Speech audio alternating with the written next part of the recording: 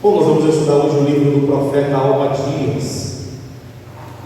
Obadias, para quem não sabe, é o menor livro do Antigo Testamento. Obadias foi escrito pelo próprio profeta Obadias. O tema do livro de Obadias é o juízo de Deus contra Edom. Foi escrito cerca de 840 antes de Cristo. Uma pergunta a ser feita é: quem foi Obadias? Obadias, ele foi um profeta de Judá que profetizou a respeito do juízo divino contra Edom.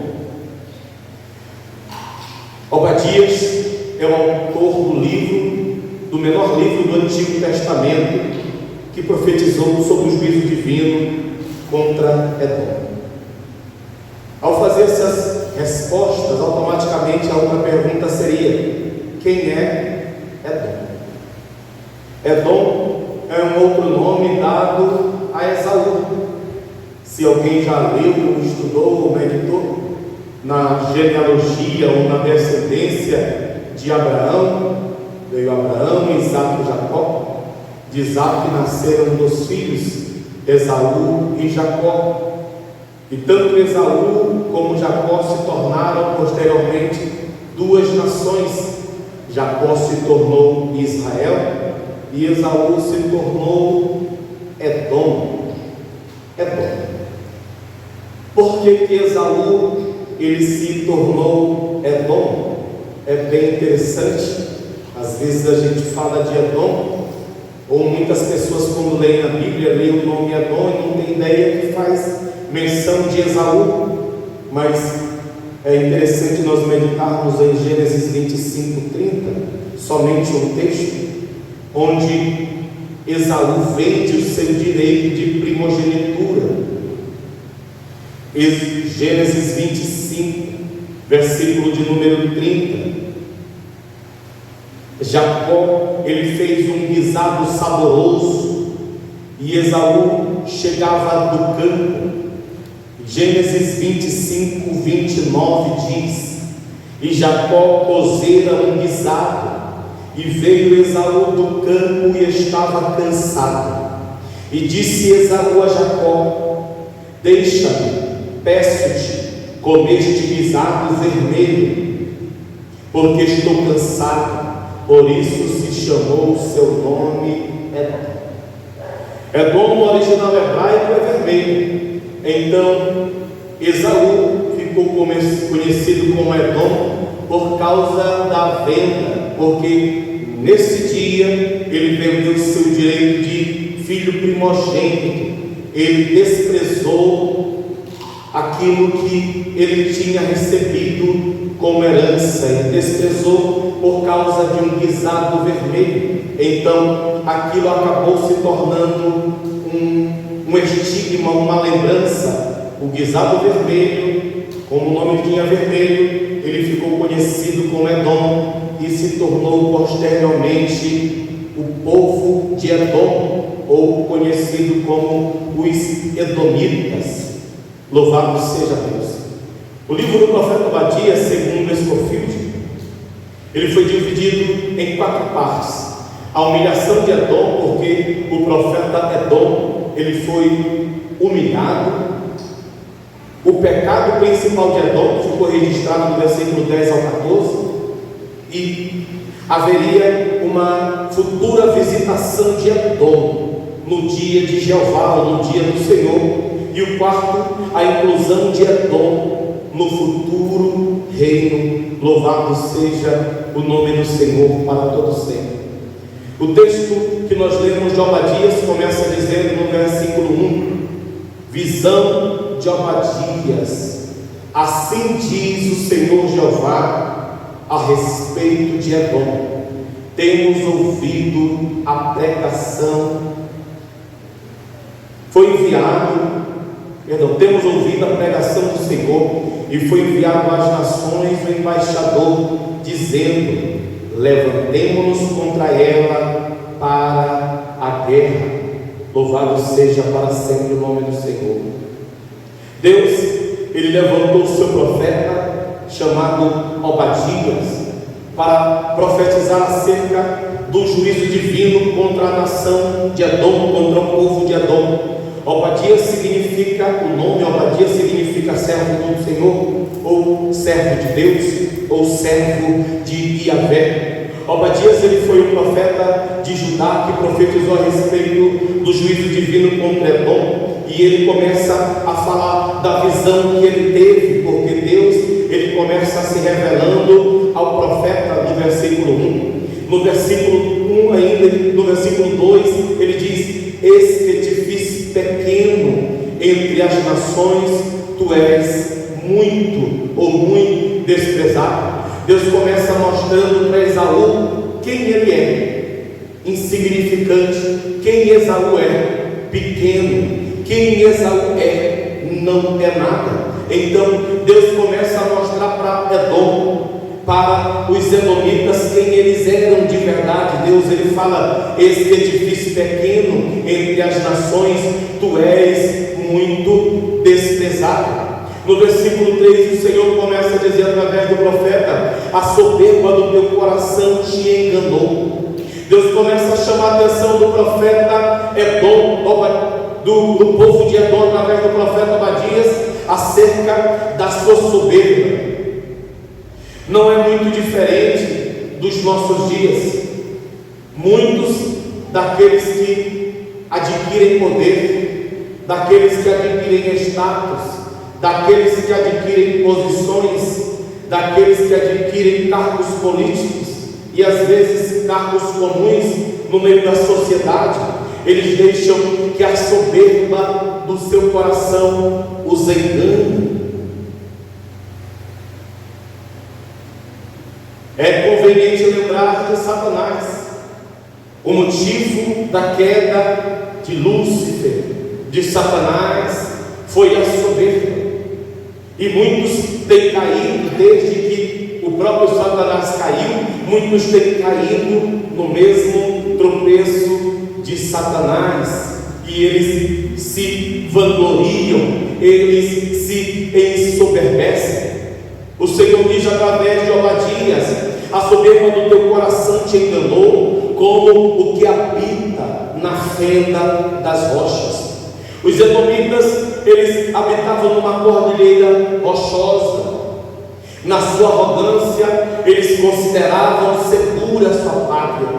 Eles pensavam que ninguém os poderia derrotar. Eles orgulhavam-se da sua autossuficiência.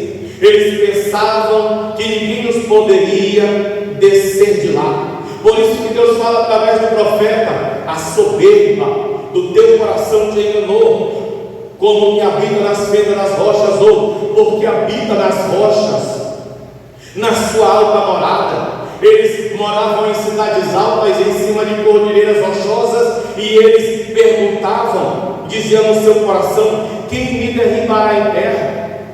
Eu lembro da profecia acerca do próprio Satanás: como caíste do céu, a estrela da manhã, tu que debilitavas as nações.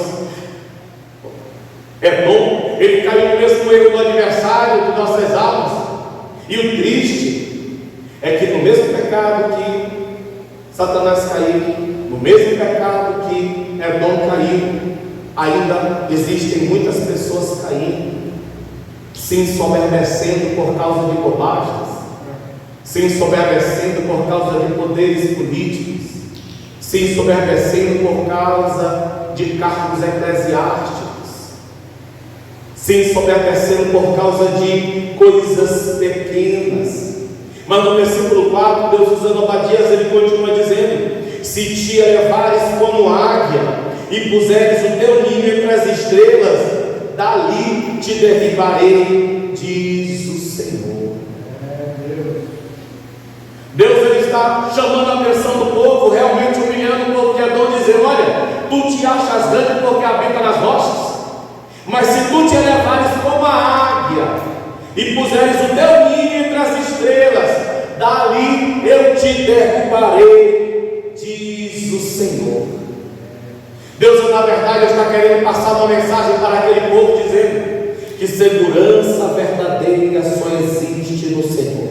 Eles confiavam na sua habitação, eles confiavam em si mesmos, porque habitavam em cordilheiras rochosas, mas segurança verdadeira só existe no Senhor. Segurança verdadeira só existe em Deus. E como disse o salmista, uns confiam em carros, outros em cavalos, mas nós faremos menção do nome do Senhor, que fez os céus e a terra. Louvado seja Deus.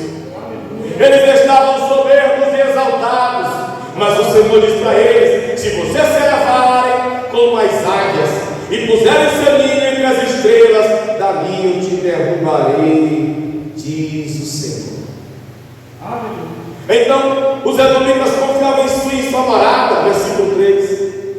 Deus mostra que por mais alto que eles se ponham, Deus de lá os derrubará, no versículo 4. Mas Edom, ele foi traído por aqueles que se alegravam com ele. Leia o versículo, louvado seja Deus, versículo 7, comigo diz: todos os teus confederados, versículo 7, te levaram para fora dos teus limites, os que gozam da tua paz te enganaram, prevalecem contra ti. O erro de Obadiah de Edom foram alianças. Israel muitas vezes caiu por causa de alianças erradas. E isso serve para nós, porque às vezes nós, no intuito de crescermos, no intuito de sermos conhecidos, no intuito de nos levantarmos, nós fazemos aliança com pessoas que dizem: eu vou te ajudar, eu vou estender a mão para você, anda comigo, vive aqui comigo, cola comigo. Só que Obadias chama a atenção de Edom, dizendo: todos os teus confederados te levaram para fora dos teus limites. As pessoas com quem Edom fez aliança levaram o povo para fora dos seus territórios. Aí diz: os que gozam da tua paz te enganaram. Obadiah está dizendo que aqueles com quem Edom fez aliança pegou o povo de Edom e levou para fora do seu território. E Obadiah diz: aqueles que gozam da tua paz te enganaram. Tem pessoas que fizeram aliança com Edom, gozavam da paz de Edom, gozavam de uma aliança com Edom, mas ele diz: esses que gozam da tua paz, esses mesmos te enganaram. Prevalecem contra ti os que comem o teu pão. Aqueles que tinham feito aliança com Edom, eles mesmos seriam a pedra de tropeço no caminho de Edom. Os que comem o teu pão puseram debaixo de ti uma armadilha, no versículo 7 aí. Deus está se revelando para Edom através de Obadiah, dizendo: aqueles que comem do teu pão, aqueles que você ajuda, aqueles com quem você se aliançou, eles mesmos puseram debaixo de ti uma armadilha. Só que Deus fala no final do versículo 7: não há entendimento em Edom.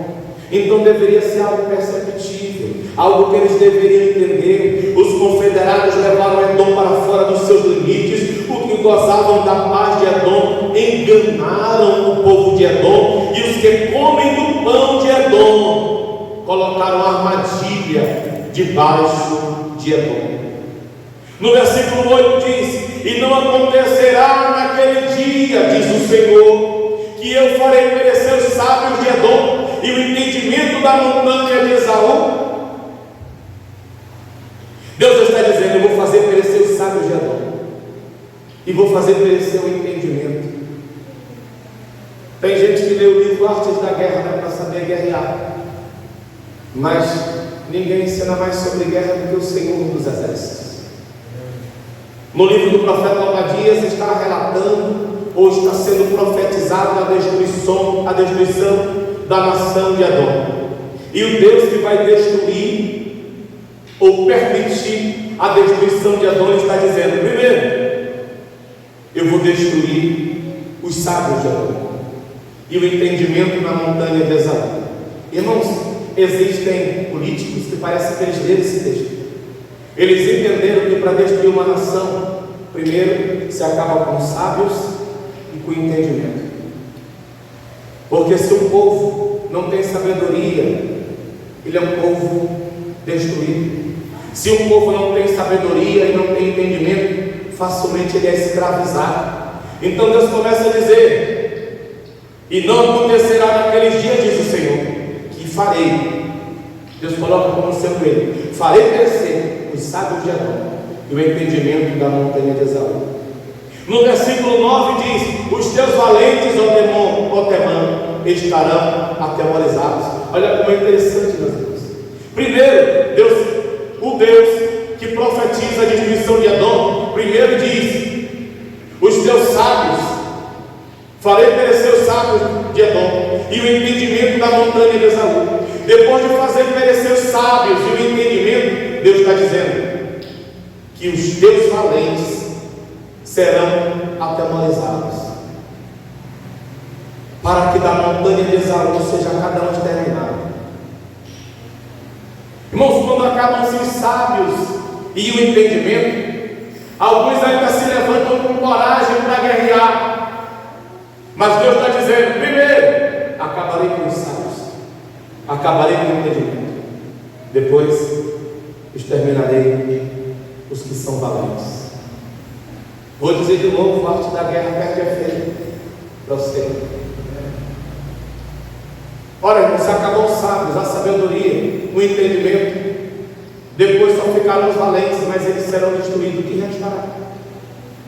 É assim que estão fazendo hoje com muitas nações, acabando com os sábios, acabando com a sabedoria e o entendimento, aprisionando, levando cativo, levando cativeiro, silenciando, calando, e aqueles que são valentes ficam atemorizados. Quando se atemoriza os valentes, se acaba o entendimento, se acaba uma nação. Só que no versículo 10, Deus começa a narrar o motivo da destruição de Edom. Deus começa a narrar o motivo de Deus estar irado contra Edom. No versículo 10 ele diz: por que isso? Por causa da violência feita ao teu irmão Jacó. Por que Deus está virado com Edom? Por causa da violência feita a Jacó. Quem é Jacó? Israel. Deus está falando que por causa da violência feita a ele, nós vamos explicar nos versículos posteriores. Ele diz: cobre-te-á confusão, e tu serás exterminado para sempre. Aqui, Obadias profetiza o extermínio de Edom. O extermínio de Edom, exterminado para sempre. Em 582 a.C., 4 anos após a destruição de Jerusalém, o povo edomita, por pouco, não é totalmente destruído pelos babilônios. E a partir daí é forçado a viver no sul de Judá. Deus ele começa a falar acerca da destruição de Edom. Por quê? Porque eles se levantaram por causa de uma violência feita a Jacó. Ele diz: cobre-te-á confusão, serás exterminado para sempre. No dia, no versículo 11 diz: no dia em que estivestes frente a frente com ele, com Israel, no dia em que os forasteiros levavam cativo o seu exército, e os estranhos entravam pelas suas portas, e lançavam sorte sobre Jerusalém, tu mesmo era um deles. Uma nação se levantou contra Israel para aprisioná-la, para levá-los cativos ao fim da espada, para aprisioná-los. E o que Edom fez? A Edom, em vez de fazer aliança, irmãos, nós temos que ter cuidado com as alianças erradas. O problema de Edom não foi a aliança, foi fazer aliança com o povo errado. O período de 586 a.C. foi o período desta profecia. O lugar foi Jerusalém, e o evento foi a destruição de Jerusalém pelo exército babilônico. Os babilônicos entravam pelas terras de Jerusalém. E o povo de Edom, quando começou a ver o povo sendo destruído e saqueado, em vez de ajudar o povo, eles ajudaram na destruição. Eles invadiram terras de Israel e Jerusalém, saquearam o povo de Israel. E diz Obadias, ele diz que quando alguém conseguia fugir pelo caminho, o povo de Edom pegava os que tinham fugido e os entregava para a matança. Então Edom, mesmo que ele pudesse ficar só vendo que ele poderia, mas ele não fez, ele ainda ajudou. No versículo 11, Deus fala através de Obadias dizendo: no dia que tu estiver de frente a frente com ele, no dia em que forasteiros levavam cativo o seu exército, levavam cativo o exército de Israel, e estranhos entravam pelas suas portas e lançavam sorte sobre Jerusalém, tu mesmo não era um deles. Deus começa a lançar em rosto o pecado de Edom, dizendo: olha, quando as nações entraram aqui, quando as nações saquearam meu povo, quando as nações roubaram meu povo, tu mesmo, Edom, te uniste com eles, tu mesmo era um deles. Aí no versículo 12, Deus fala algo que parece um pai ensinando um filho, parece muito. Ele: mas tu não devias olhar para o dia do teu irmão, no dia do seu desterro, nem alegrar-te sobre os filhos de Judá no dia da sua ruína, nem alargar a tua boca no dia da sua angústia, nem entrar pela porta do meu povo no dia da sua calamidade. Sim, tu não devias olhar satisfeito para o seu mal. Deus está chamando a atenção de Edom, irmãos, porque, irmãos, eu lembro muito disso aqui, no tempo quando nós éramos crianças, nossas avós, nossas mães, eu vi muito fazer isso. Às vezes batia no filho e o outro ficava sorrindo. Eu vi muita gente apanhar surra porque riu do outro. Foi o que aconteceu aqui. Deus está dizendo para Edom: tu não devias olhar para o dia do teu irmão satisfeito. Irmãos, lembrando que Israel foi levado do cativeiro por causa do próprio pecado, mas mesmo ele sendo levado para o cativeiro por causa do seu pecado, Deus não queria que Edom zombasse, Deus não queria que Edom sorrisse, Deus não queria que Edom olhasse para ele e achasse bom. E isso serve para os nossos dias. Escute, às vezes um cristão deu um passo em falso, e ele passa uma prova. Edom é o povo que veio descendente de Esaú. Veio Abraão, Isaac teve 2 filhos, Esaú e Jacó. Jacó se tornou Israel e Esaú se tornou Edom, a nação de Edom. E quando os exércitos invadiram Israel, Edom, que deveria se unir com Israel para pelejar contra os exércitos inimigos, eles acharam que foi bom. Irmão, parece com alguns cristãos dos dias de hoje. Fulano de tal, vou dizer um nome fictício: João, Pedro, Emanuel. Alguém tropeçou no meio cristão, fez tudo errado, aí começa a dar tudo errado para essa pessoa. Aí os irmãos: eu acho bom, pode quebrar, Jeová, pode pisar mesmo, pode pisar. Tem uns que olham assim, esse aí quis brincar com Deus,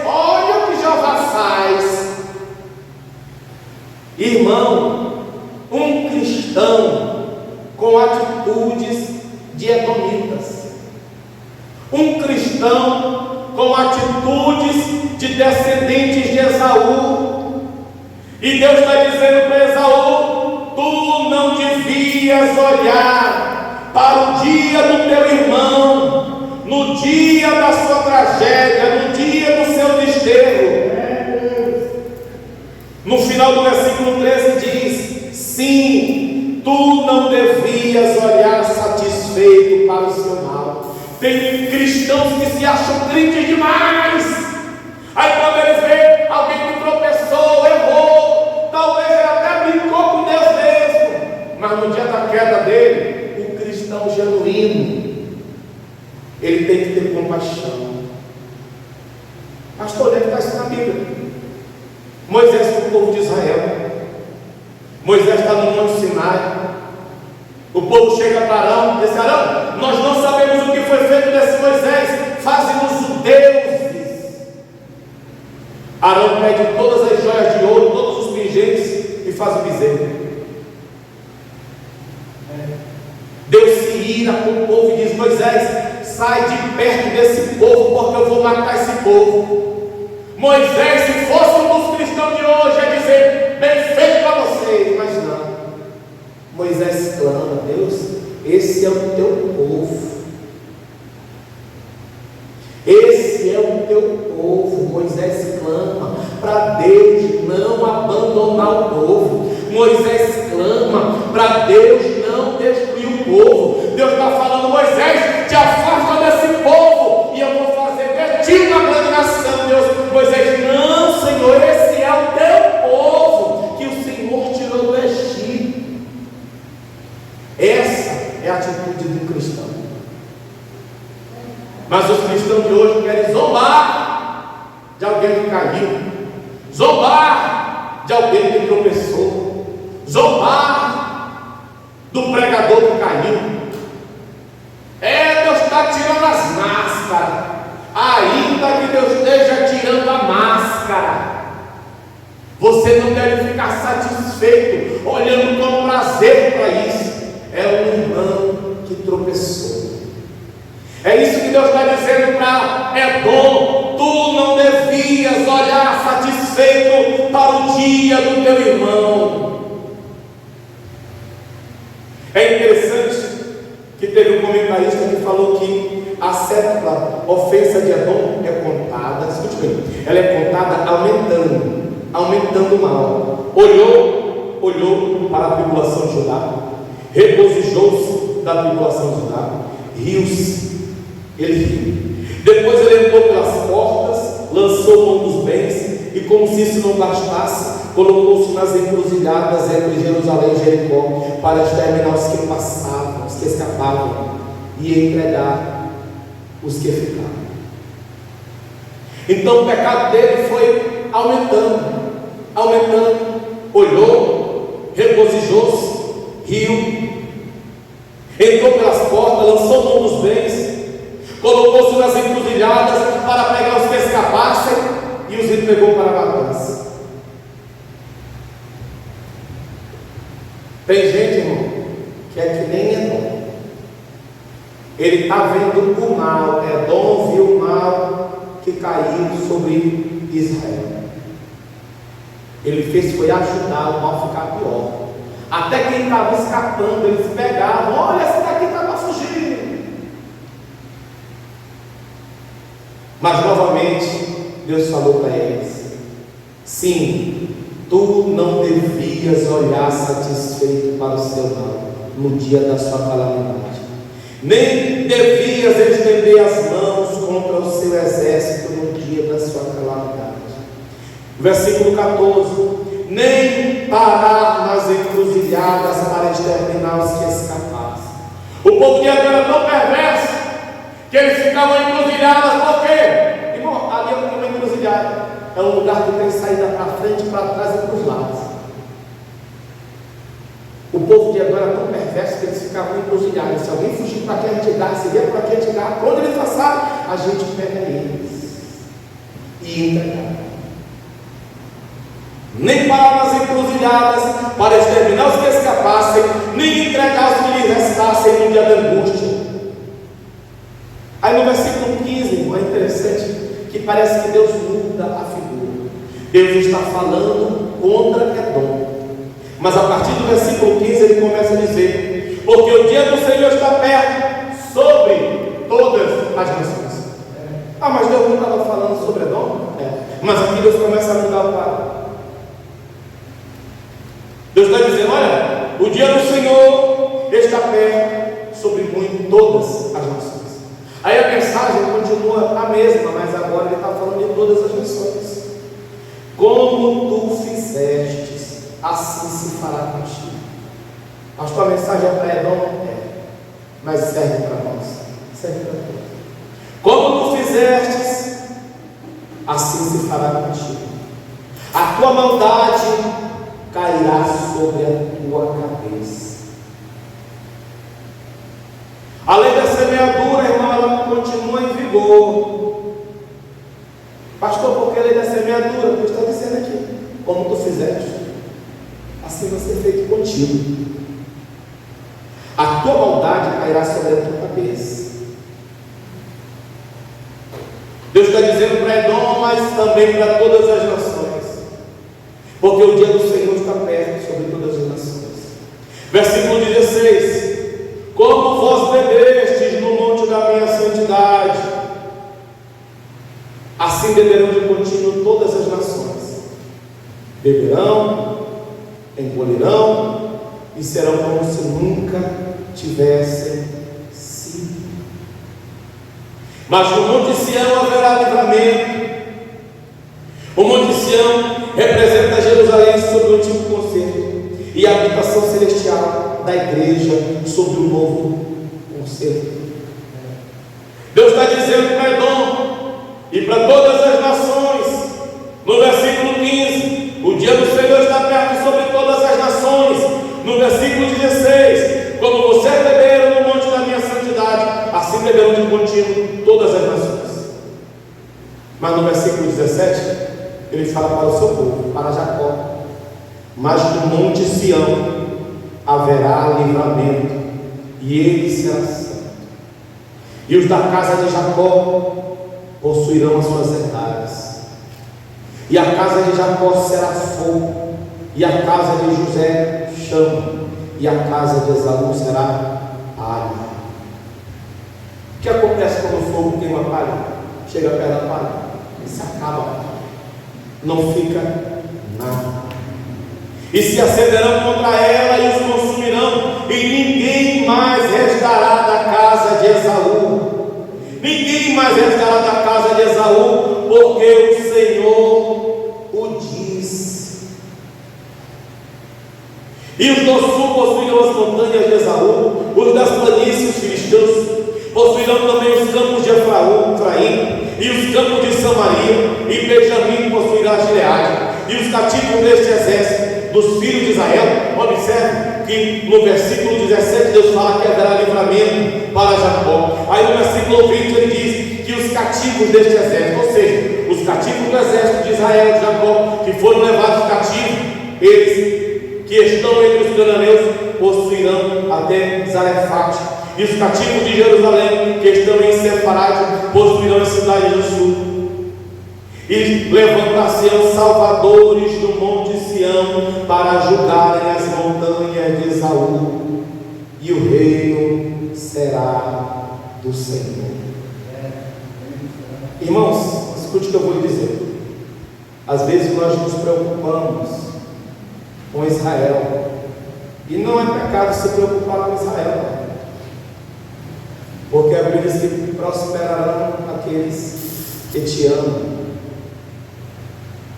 Mas desde que Deus levantou a Israel, que as nações se levantam contra Israel, e Deus sempre guardou um remanescente. Deus, ele sempre dá um jeito de guardar o seu povo. Deus sempre dá um jeito de livrar ao seu povo. O reino será do Senhor. O dia está chegando.